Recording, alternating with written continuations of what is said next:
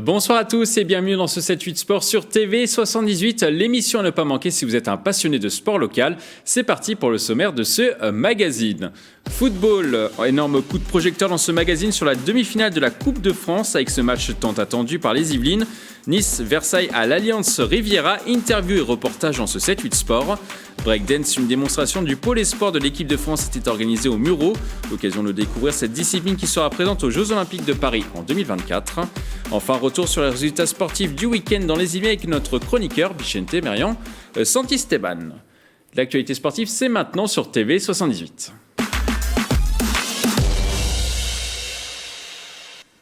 On commence donc par du football, c'est le match à ne pas manquer cette semaine. Versailles, leader de National 2, se déplace à Nice, 3e de Ligue 1 pour tenter de décrocher son billet pour la finale de la Coupe de France. Plusieurs centaines de supporters ont prévu de faire le déplacement pour le rendez-vous dans les Yvelines. La rencontre est à suivre dans les bars. La mairie de Versailles n'a pas reçu l'autorisation de la part des diffuseurs pour organiser une retransmission sur écran géant place du marché.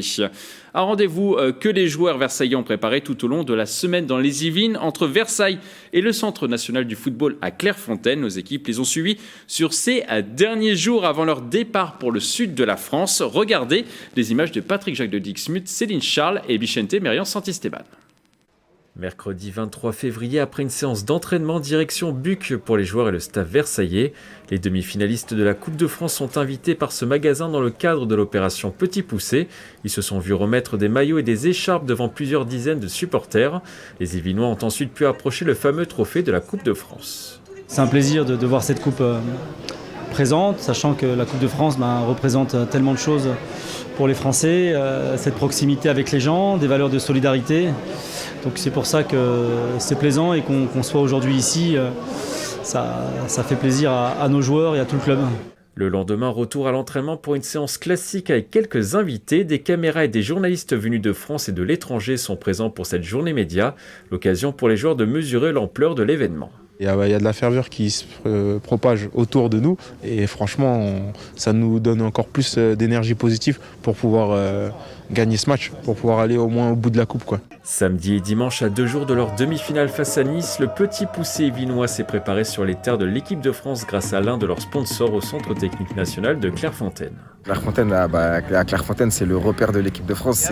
C'est quand on est petit, on voyait nos stars ici. Et là, le fait d'être là, le fait d'être dans le château, dans les chambres des joueurs, la préparation, elle est parfaite.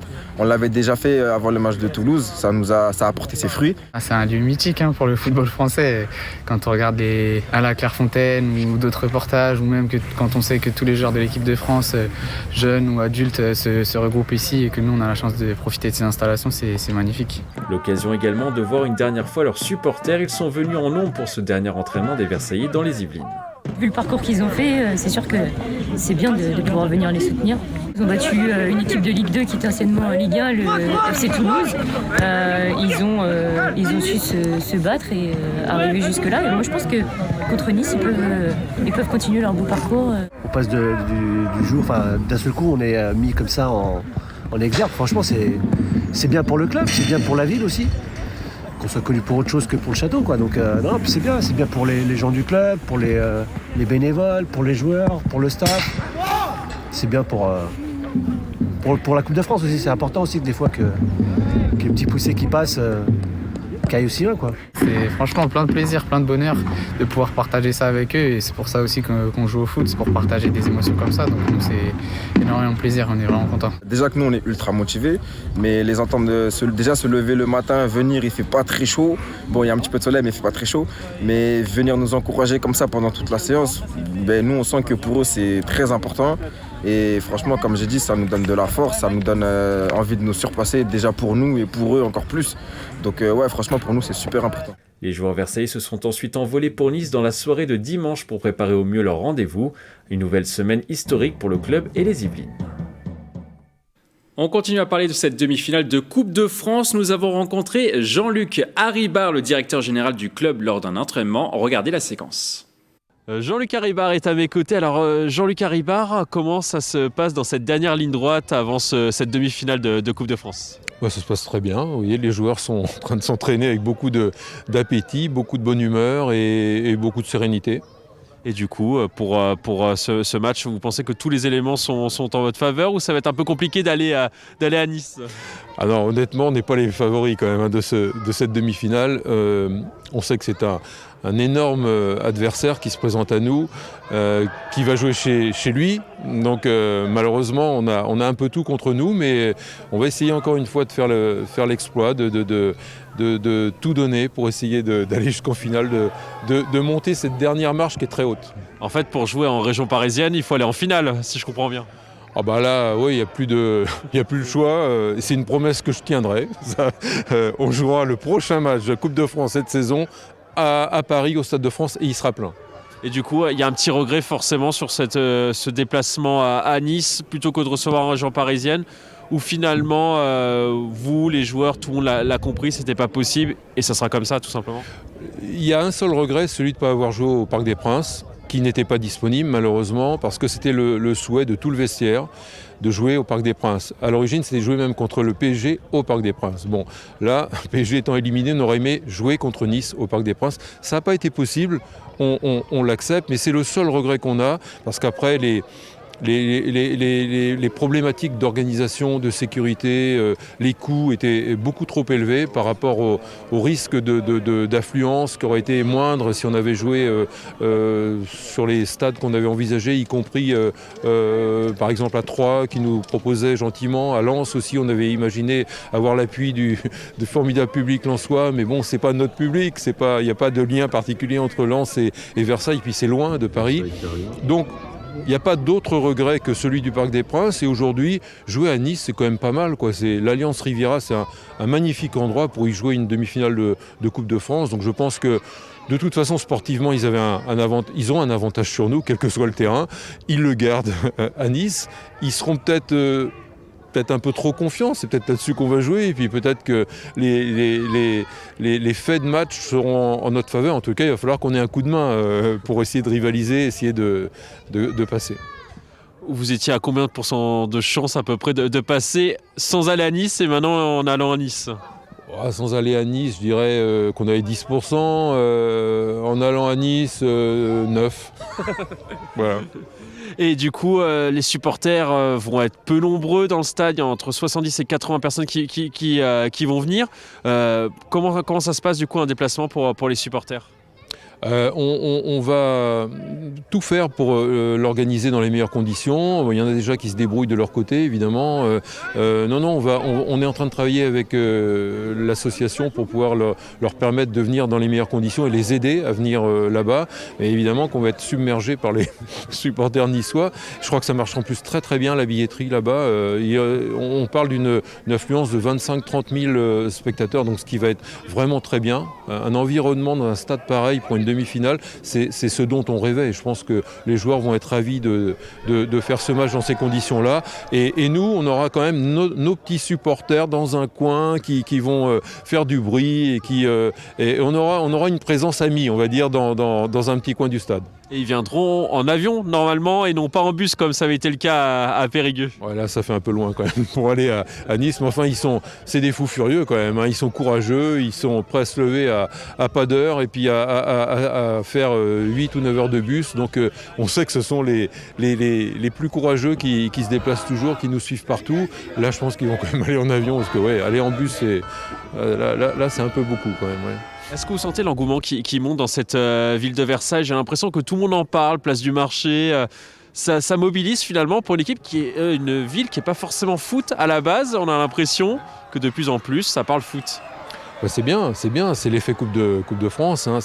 On ne va pas se plaindre de ça. On est conscient qu'il y a quelques mois, il y avait plein de Versaillais qui ne savaient même pas qu'il y avait une équipe de foot dans la ville. Aujourd'hui, on sait qu'il y a le château et l'équipe de foot, parce qu'on parle beaucoup de nous, peut-être un peu trop d'ailleurs, je trouve, mais bon, ça doit être l'effet demi-finale de Coupe de France. On l'accepte, ça donne un joli coup de projecteur à notre projet, et on espère surtout que ça ne va pas s'arrêter là. Oui, le projet, il va pas trop vite justement avec cette demi-finale de Coupe de France ?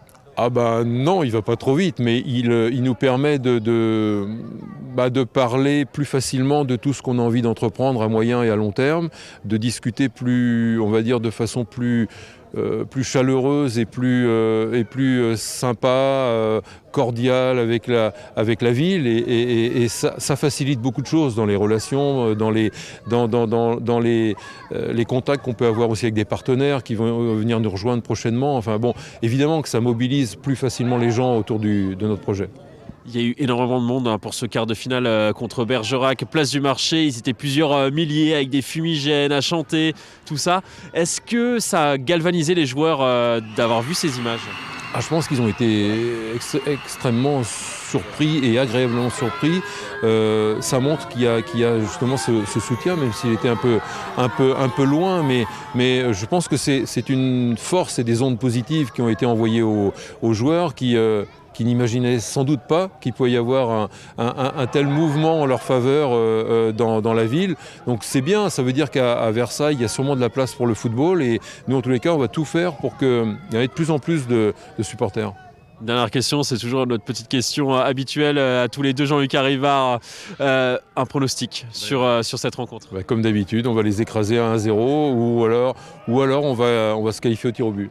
Merci à vous. Merci. Toute la ville et tout le club vibrent pour cette grande première historique pour les Yvelines. Nous sommes allés à la rencontre des jeunes du club. Ils soutiennent évidemment leurs aînés. Des images de Patrick Jacques de Dixmude. Allez Versailles, allez Versailles. Un chant répété en boucle cette semaine lors de ce stage de football à Versailles à quelques jours de la demi-finale historique face à Nice. Les jeunes du FC Versailles 78 ne cessent de parler des exploits de leurs aînés dans cette Coupe de France 2022, un parcours qu'ils ont scruté avec attention. C'est unique, c'est pour un club de N2, c'est bien. Et ce qu'ils ont fait, c'était extraordinaire, surtout face à Toulouse.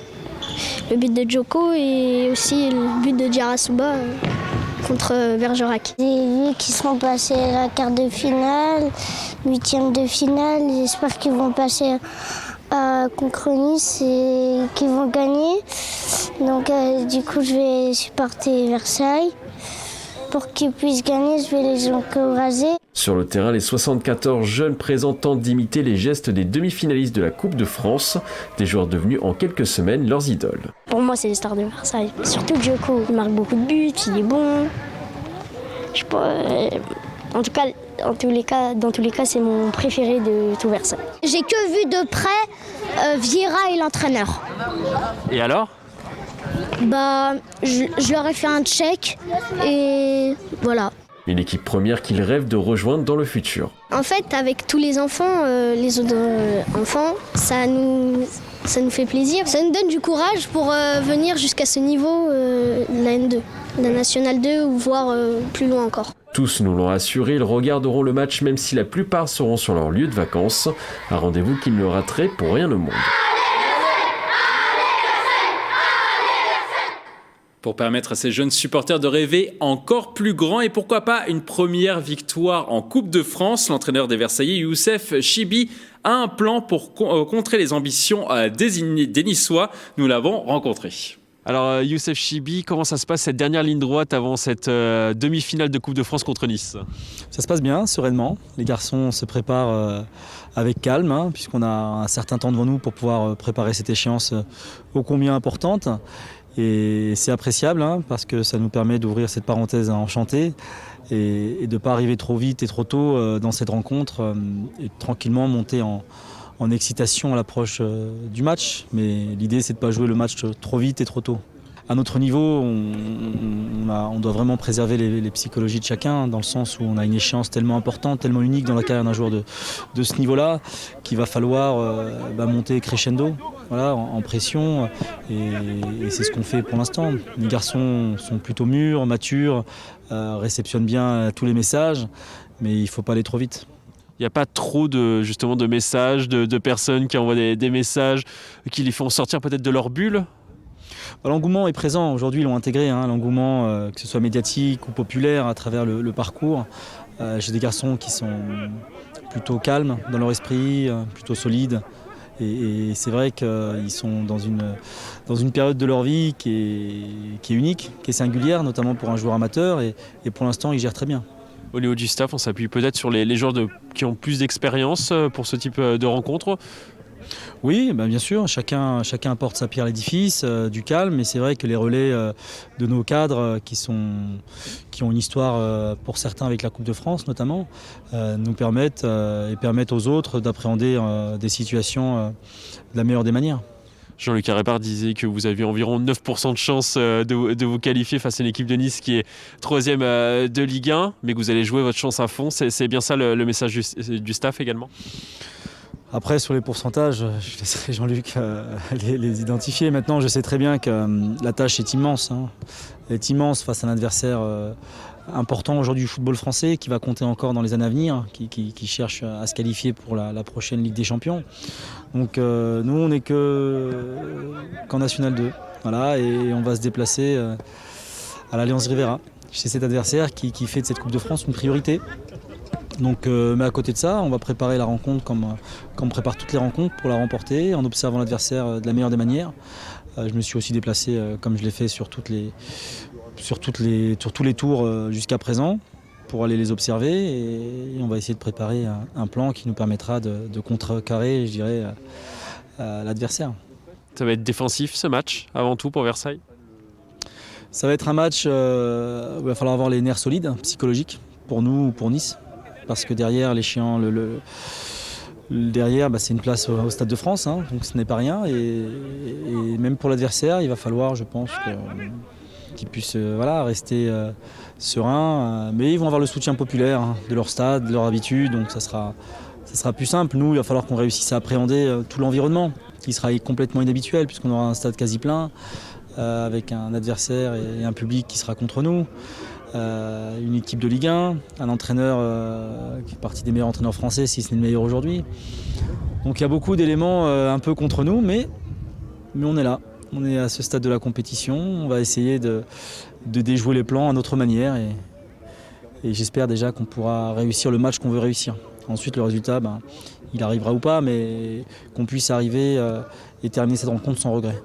Le fait que ça soit à Nice, c'est forcément des avantages? À Nice, oui. C'est une déception au départ, parce qu'on aurait vraiment voulu faire partager ça à tous les Versaillais, à tous les Franciliens qui nous soutiennent, notre région, sur nos terres, avoir ce soutien populaire qui parfois nivelle les valeurs avec les équipes professionnelles. Mais la déception est passée rapidement parce qu'on a ce match à préparer. Il faut qu'on se mette dans les conditions qui nous permettent d'être performants. Et avoir cette expérience unique d'un stade de Ligue 1 qui sera quasi plein, c'est aussi un bon moyen pour les joueurs de se souvenir et de revenir en arrière quelques années plus tard et de se dire on a fait un match de ce niveau-là dans ces conditions. Ça va vous servir peut-être pour la suite du championnat et peut-être les prochaines années? On souhaite, en tout cas, le club va grandir à travers ce parcours, à travers cette lumière mise en avant, parce qu'on a un projet qui s'est mis en place récemment, et toute cette lumière nous apporte aussi un peu de crédit, peut rassurer de potentiels sponsors à terme, rassurer aussi des futurs joueurs qu'on voudra recruter à un moment donné. Donc se dire que Versailles, c'est un club qui veut grandir à son rythme, sans pour autant aller trop vite non plus, sans se prendre pour d'autres. Mais voilà, on a un club qui se veut ambitieux et qui se donne les moyens, qui travaille qui travaille dur pour essayer d'avoir des résultats. On parle beaucoup de Versailles en ce moment, peut-être beaucoup trop ou pas? Est-ce que ça vous dérange, vous? Moi, je suis un homme de terrain, donc que les résultats puissent être mis en avant à travers ce parcours de coupe, bien sûr, ça s'entend, mais on est plutôt discret en général à Versailles. Et c'est vrai que cette lumière, cette saison est importante. Il faut l'appréhender, il faut rester et garder les pieds sur terre. Mais c'est vrai que la discrétion me correspond et correspond plus à mes joueurs. Donc c'est pour ça qu'il y a des exercices, notamment cet abattage médiatique lié à ce stade de la compétition et au parcours qui est complètement entendable, et c'est normal. Mais on aime bien être entre nous. Voilà, on est discret à Versailles en général. Un dernier mot, peut-être un pronostic, je ne sais pas si vous avez ça en tête ou vous n'aimez pas trop vous livrer à ce petit jeu. PSG Real, vous me parlez? Real PSG ou... Non, moi les pronostics, moi je suis entraîneur, donc je prépare les rencontres pour les remporter, pour se qualifier. Donc on va tout faire pour, même si on sait que ça va être difficile, une tâche, je dis quasi impossible. Il y a quasi, donc il y a peut-être quelque chose à faire, mais en tout cas il va falloir réunir beaucoup d'ingrédients pour essayer de contrecarrer les plans niçois. Merci Youssef Chibi. Parmi les joueurs sur lesquels Youssef Chibi compte s'appuyer, il y a évidemment le capitaine Maël Durand de Jevigné. Le joueur a grandi au club. Il nous parle de son parcours dans cette interview express.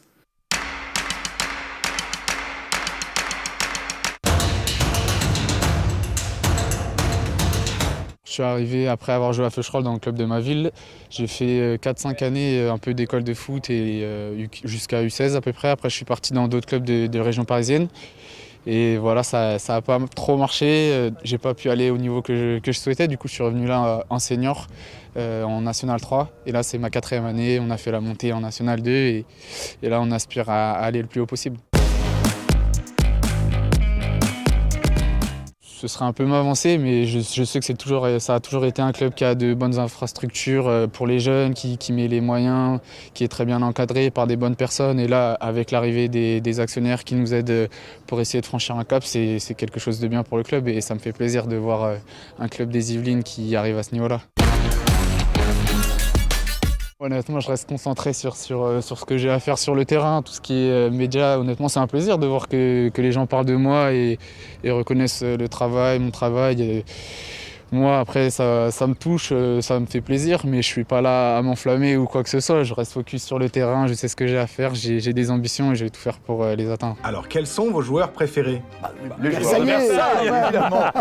Avec mon petit chouchou, Maël Durand, j'ai signé. Ah, oui. Vous avez un petit peu rigolé, je sais pas, dans le vestiaire sur cette vidéo là d'ailleurs. Ouais, on l'avait regardé justement juste avant un match de championnat, on était tous ensemble et ouais, on a bien rigolé, ils sont forts.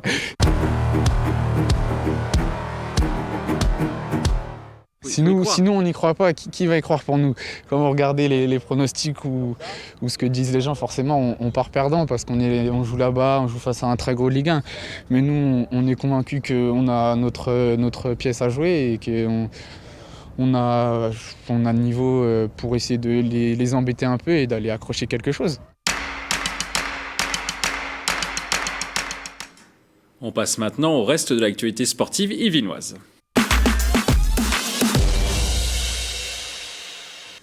On passe au coup de projecteur sur les résultats sportifs du week-end dans les Yvelines. Mon acolyte Bichente Merian Santisteban nous a rejoint sur ce plateau. Bonsoir Bichente. Bonsoir Mickaël. Alors de quoi allez-vous nous parler aujourd'hui ? Du football tout d'abord, un petit peu de football puisqu'il n'y a on n'en a pas trop parlé aujourd'hui. Oui, mais il n'y a pas que Versailles dans le département, même si la plupart des clubs sont en vacances actuellement. Pas de repos en National 3 et même un gros derby entre Mantes et les Mureaux. Résultat 0-0 qui conforte le club des Mureaux en milieu de tableau, tandis que Mantes reste toujours en course pour le maintien. Alors en football, ça ne jouait pas beaucoup ce week-end, mais dans les autres sports, oui, Bichente. Oui, en rugby notamment avec la 17e journée de Fédéral 2. Plaisir l'a emporté sur la pelouse de l'avant-dernier du classement d'Aumont. Le score 27-29 pour les Plaisirois qui reprennent des points à leurs concurrents directs pour une accession en phase finale. En revanche, il y a des clubs yvelinois pour lesquels la qualification en phase finale est presque déjà assurée, Mickaël. Alors en Fédéral 3, Versailles, Maison, Lafitte et Houille occupent 3 des 5 places qualificatives. Exactement. Le RC Versailles est premier et a conforté sa première place en s'imposant à Dieppe 17-54 avec en prime le point de bonus offensif. Son dauphin, c'est le MLSGP qui a résisté à Évreux, les troisièmes en obtenant les points du nul, ce qui est assez rare en rugby, le score 20 partout. Et enfin, Houille a battu Rouen 34-45 et conserve sa 4e place à 9 longueurs des 5e Caen. Alors en parlant de Caen, il a affronté Trappes en National 3 de basket ce week-end. Oui, les Trappistes ont su s'imposer assez facilement, il faut dire 91-73 face au Caen Nord Basket. La précision est importante, Caen Nord Basket, puisque Trappes partage la 2e place du classement avec l'autre club de la ville, l'ASPTT Caen. En basket féminin maintenant, l'entente, le Chesnay Versailles recevait les premiers de leur division de National 2, le CSP Nantes. Et le LCV s'est incliné 59-64 et cède ainsi la première place d'un championnat très serré puisque le club se retrouve désormais à la 4e position. Alors Bichente, vous nous apportez aussi des bonnes nouvelles de Montigny-Bretonneux, vous êtes comme ça vous. Oui, plutôt un ouf de soulagement. Il faut dire, vous n'êtes pas sans savoir Mickaël que les féminines de Montigny éprouvent quelques difficultés cette saison. Ce week-end, elles ont renoué avec la victoire hors de leur terre, le score 25-23 face à Ici Paris. C'est la première victoire à l'extérieur des Inimontaines depuis le 25 septembre dernier et c'était sur le terrain de Draveil. Oui, ça commence à dater.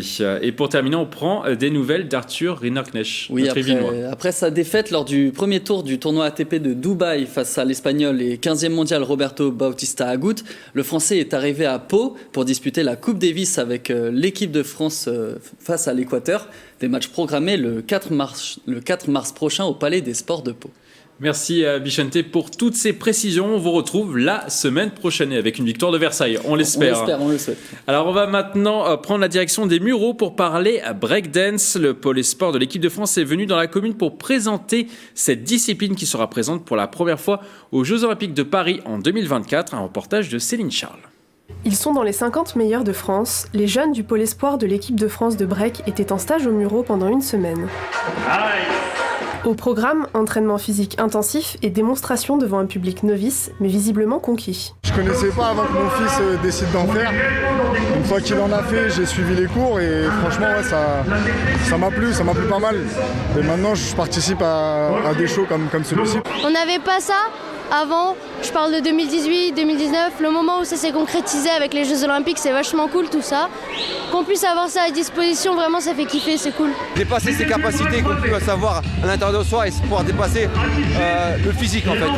On travaille sur les mains, on travaille sur la tête, des choses qui ne sont pas forcément faciles. L'occasion aussi d'attirer de nouveaux adeptes lors d'une initiation. Franchement c'est stylé, genre il faut des figures et tout. On va tout péter, on va tout gagner. Ce qui m'a plu c'est que on s'entraînait tous et puis on regardait et on pouvait refaire les mêmes figures. Une discipline qui se démocratise de plus en plus avec son entrée aux Jeux Olympiques 2024 à Paris. Avec les Jeux Olympiques, vraiment ça donne une ampleur qu'on n'aurait jamais pensé. Ça n'a pas du tout été créé pour ça à la base, donc vraiment c'est cool de voir une évolution qui passe de quelque chose qui a été fait dans les rues, etc., sur des cartons, à l'arrivée aux Jeux Olympiques, donc pouvoir être médaillé olympique. JO ou pas JO, le break est une culture qui est quand même assez suivie. On le voit même dans des événements pas forcément fédéraux, que ça attire le public parce que c'est intergénérationnel. Les parents viennent avec leurs enfants, ils passent un bon moment. C'est un vrai enjeu pour notre territoire de représenter le breaking, d'être référent des villes françaises pour l'organisation et la mise en place d'actions autour du breaking. Un événement qui prouve la volonté de faire des Mureaux une terre de breakdance. Prochain rendez-vous, le championnat interrégionaux de breaking, le 2 avril prochain. Et vive les champions de France de breakdance! Et on termine par du cyclisme. Le Paris-Nice s'élancera ce dimanche depuis la commune de Mantes-la-Ville à partir de 13h pour une boucle de 160 km à travers le département et le Val d'Oise. Le peloton passera notamment par Houdan ou encore Magnanville. Le lendemain, c'est la petite commune d'Auffargis qui va accueillir les stars du cyclisme pour un départ aux alentours de 12h15. Le département accueille le départ du Paris-Nice depuis 13 années consécutives. C'est la fin de cette émission. Merci d'avoir suivi. À bientôt sur TV 78 et surtout, allez Versailles!